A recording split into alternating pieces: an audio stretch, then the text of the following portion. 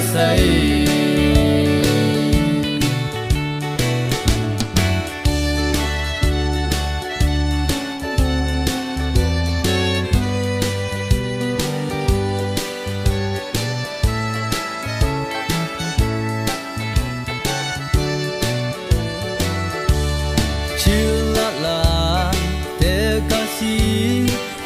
Tokuma e baina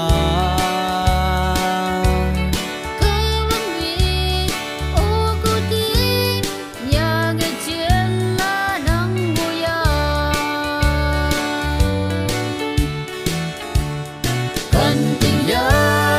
chilalan Chai hay nao nya hay nao lan Ating laku mehung na mengo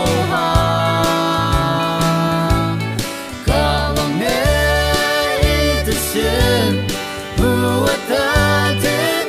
yang ki aja lai me nyai yang go buat say